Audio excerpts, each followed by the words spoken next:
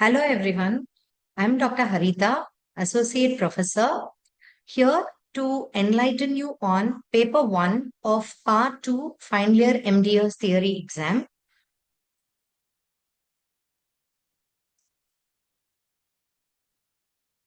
So the title of the paper is Etiology, Diagnosis, Treatment Planning, Child Psychology and Practice Management.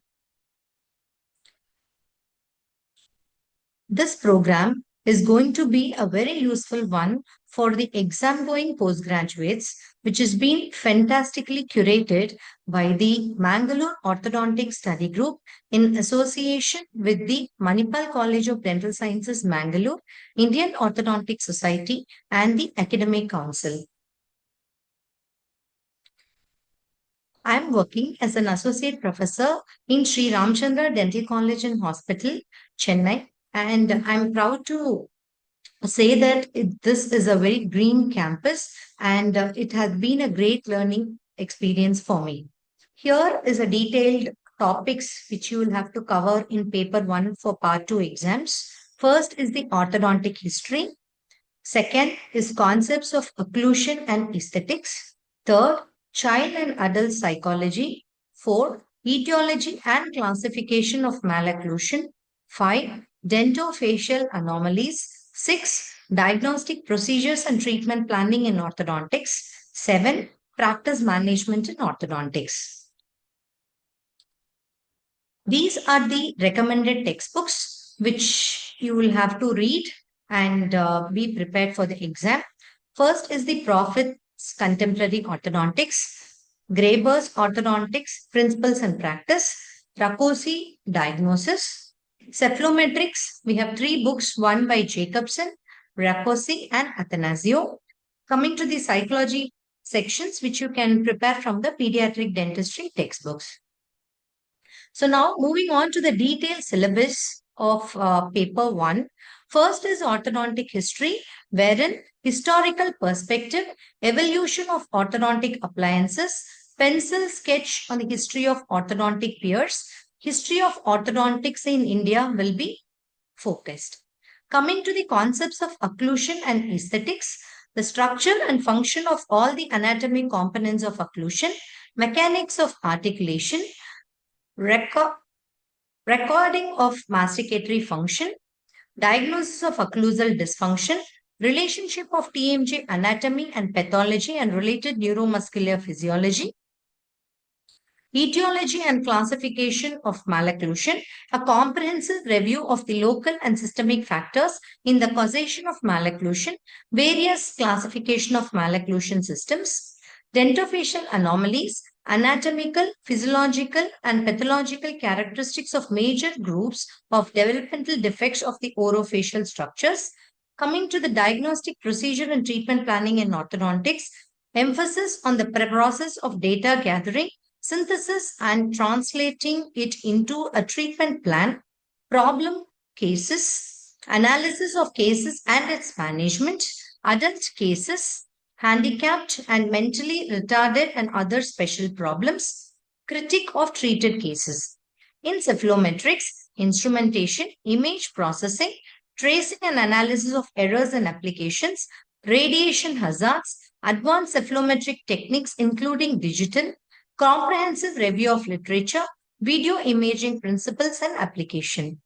Coming to the practice management in orthodontics, economics and dynamics of solo and group practices, personal management, materials management, public relations, professional relationship, dental ethics and jurisprudence, office sterilization and procedures, community-based orthodontics.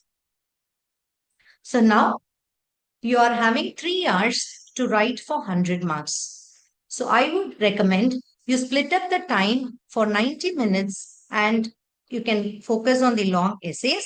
You can take about 45 minutes for each essay question, which carries 25 marks, of which 5 minutes you will have to spend for formulating the question, and the rest 40 minutes you can focus on writing the answer. The same way you can apply for the short notes, wherein 90 minutes you can take, of which you have to write 5 short notes, which carries 10 marks each, of which 15 minutes you can take for each short note, 3 minutes to formulate the answer, and you can take about 15 minutes to write. The rest 5 minutes to go through the question paper. The first 5 minutes is very important and just go through what is exactly being asked in the question paper. And the last 10 minutes, please review the answer sheet and to check thoroughly, and then you submit the paper. The next thing I would like to enlighten is to focus on the last 5 years question paper, wherein you can prepare outline for every question, which will save a lot of time, and also brief summary for every question at the end of the answer, which makes your question and answer complete. So moving on to the long essays, these are some of the long essays which has been asked in your university. So the first thing will be on growth prediction in diagnosis and treatment planning. The crossbite can be either anterior crossbite focusing on class 3 malocclusion, or it can be posterior crossbite, which can include both unilateral and bilateral, which will emphasize on the etiology, diagnosis, and the treatment planning. The errors in cephalometric is also a frequently asked essay question. Moving on to the orthodontist, the smile architect, which is a very broad question. So these type of question takes a lot of time in preparing the answer. So I strongly recommend beforehand you prepare an outline for these type of broad questions. Moving on to the airway and malocclusion, which is also a frequently asked question, wherein the focus will be on bridging the respiration and how altered respiration can cause malocclusion. So the questions can also be based on the obstructive sleep apnea, the diagnosis, the treatment planning part of OSA as well. So moving on to the open bite, the question can be framed to focus on the etiology, diagnosis, and treatment planning of both the skeletal and the dentoalveolar open bite. Moving on to AI in diagnosis and treatment planning, which can be asked in paper 1 and also in the recent advances.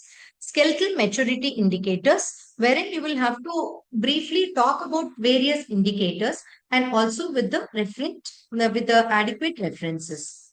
Moving on to the psychology of oral habits, wherein the child psychology plays a very important role in the oral habits. So you must be able to understand and write about the various theories of psychology.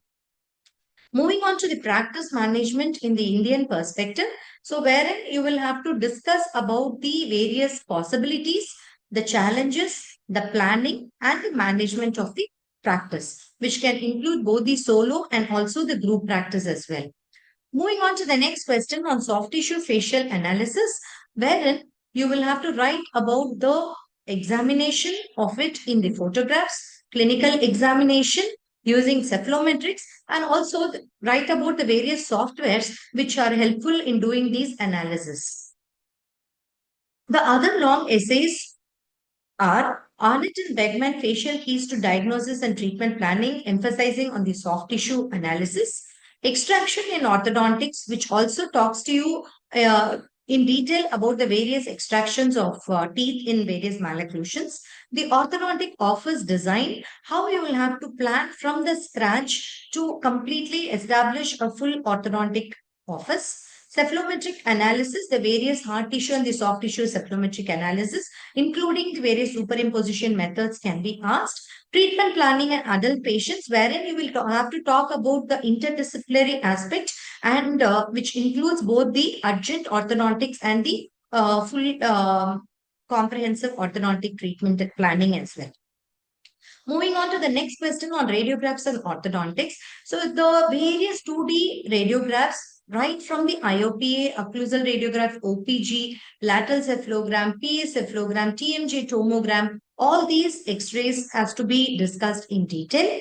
The concept of ideal occlusion, wherein you will have to talk about the Andrews 6 keys in detail and also about the various other concepts about the Roth keys of ideal occlusion and so on.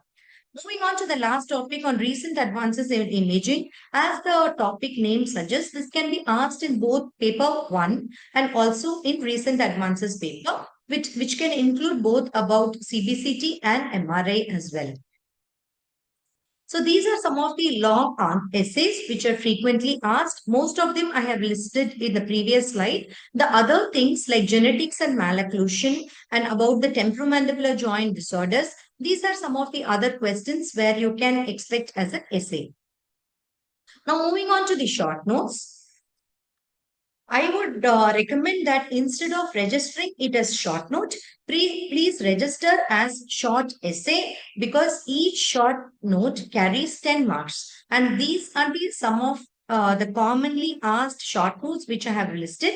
So you can take a screenshot of it. And I recommend you can split these questions among yourself as a batch and you can discuss these questions every day so that it can save a lot of time, and also for others who are going to share their knowledge, it can be a revision for them as well. So it is like a win-win situation for both the student who is going to describe the answer and also to the student who is the listener. And another advantage is you can cover more number of questions in a shorter period of time. So this is an example of how you can write a short note. As I suggested earlier, don't focus on writing just 1 or 2 sides. You can aim for writing minimum of 3 to 5 sides with a outline of the answer and also the key points. You can also incorporate flowchart and diagrams. And at the end, please remember to write the important references, which will increase the weightage of the answer. Now, moving on to the mind maps, I have listed few mind maps which can be of use to you. So you can feel free to take screenshots. And also these mind maps are so useful that if you have this in hand, you can easily write the answer without wasting a lot of time in thinking what to write exactly. So now I suggest prepare mind map for at least 60 questions, which includes 30 long essays and 30 short notes. So now the first mind map is on AI and diagnosis in orthodontics. So the first thing you have to take into consideration is various imaging modalities and then how it is done in terms of segmentation, how the application is useful for diagnosis, various cephalometric analysis, for treatment planning, and also the prediction part of it, the advantages of AI, how are the future AI applications going to be. Moving on to also about the challenges. So this will make a comprehensive answer when a question is asked on AI in orthodontics. So moving on to the next mind map, that is on genetics and malocclusion. So the first you will introduce the topic with various definitions and then you move on to the historical background, how the twin studies has helped us to know more about the genetic concepts, the genetic basis of malocclusions, the evidence from various studies. You will also write about the gene environment interaction, the clinical relevance of the genetics part in various malocclusions, the future directions, and a conclusion. Moving on to the third mind map, that is your psychology of abnormal malocclusion. So you will introduce the topic and also include various definitions of psychological ways to describe how it applies to various malocclusions. Then you can also add about the psychological impact which can affect the self-esteem, minimizing the social interactions, the personality is altered, and the quality of life is compromised. Moving on to the age-related aspects, there can be bullying in school or in adolescence. There can be very much socially isolated, and for adults, they can face a lot of challenges in the workplace. Then you will have to identify the perception of various malocclusions, the various theories of psychological aspects, and also the clinical implications, how this has to be taken into consideration when we are planning treatment for patients who are psychologically affected. Also, we have to be aware of various assessment tools which helps to understand the psychological implication what the patient is undergoing. And also, we have to motivate the patient to undergo treatment, which can emphasize about enhancing their aesthetics, more social acceptance, and also they get better professional and personal opportunities. Moving on to the next mind map on airway and malocclusion. So the first, as we do always, introduce the topic in terms of explaining the airway anatomy and various types of airway issues that can occur with various malocclusions, etiology of malocclusion and how an altered airway results in malocclusion and how a skeletal malocclusion can cause an altered airway, malocclusion leading to airway problems, treatment. Before that, you focus on the craniofacial effects which can occur due to airway obstruction. The effect can be there in the hard tissue and in the soft tissue as well. Coming to the diagnosis part, the clinical examination, various radiographic analysis, and the various tests which are available to assess the airway function. The treatment planning part, you can plan for various appliances or you can plan for a habit breaking appliance wherein you can, based on the diagnosis, whatever is there for the patient, you can move on to the respective aspect. And also, when you're writing a question on airway and malocclusion, emphasize on referring the patient to an ENT so that they will be able to identify the anatomical abnormalities, treat the problem, and then refer to the orthodontist for further procedures. So, orthodontist and ENT has to work hand in hand for the correct diagnosis and treatment planning for airway related malocclusions. Orthodontist, the smile architect. As I told you earlier, this is quite a broad question. So introduce the topic, how the role of orthodontist is, and you can talk about the functional correction, aesthetic enhancement, growth modulation, multidisciplinary role, orthodontic management, and also how other aspects, psychological and social aspects are improved. So this with various perception studies. So back your answer with various perception studies, and also you can include the various diagnostic procedures to analyze the smile of the patient. So the practice management part, you can introduce the topic and also how components of the orthodontic office can be orthodontic clinic design and essential components, digitization in orthodontic practice, types of practice, it can be a solo or a group practice. You should always know about the ethics in orthodontic practice, how the various systems of practice management works, infection sterilization protocols, appointment scheduling, time management, and the digital marketing, whichever is ethical, patient-doctor communication, staff management, and office finances. So these are some of the important topics which you will have to keep in mind when you approach the answer on practice management. Now, I would like to emphasize the importance of diagrams. It cannot be emphasized more. Diagrams are a very important part. It forms an integral part of your every answer. Draw diagrams wherever applicable. You can draw more and more diagrams to convince the paper evaluator that you really know the subject and you have understood them. It's easy for the examiner also. When he looks at the diagram, he or she comes to know that you have understood the concept, and drawing diagram improves the weightage of your paper. Remember, more diagrams, higher marks can be scored, but another disclaimer is that it can expose your ignorance. If you draw a diagram in the wrong way, immediately the examiner will come to know that you don't know, and there are high chances that the marks can be reduced. So have this in mind whenever you draw diagrams. Moving on to the keywords, always highlight the keywords in the answer. If possible, use a different color pen or underline the keyword so that it's very easy for the examiner to look at those keywords and they know that you have understood the concept and return the right answer, which will help to score more. It is mandatory for everyone to write the references. The references can be taken from the books and from the journals. Preferably, cite the systematic reviews, randomized clinical trials, prospective or retrospective studies from a standard orthodontic journal or a general dentistry journal. Preferably, all the references are to be written in the which has been published in the last 7 years. So now moving on to the aspect of paper correction, you must understand that all your written papers will be scanned and it will be subjected for digital evaluation. So do not write till the last end of the page. Avoid writing anything on the bottom of the pages because there are high chances that when they are scanning the papers, it can get cut. So do not write anything on the in the bottom.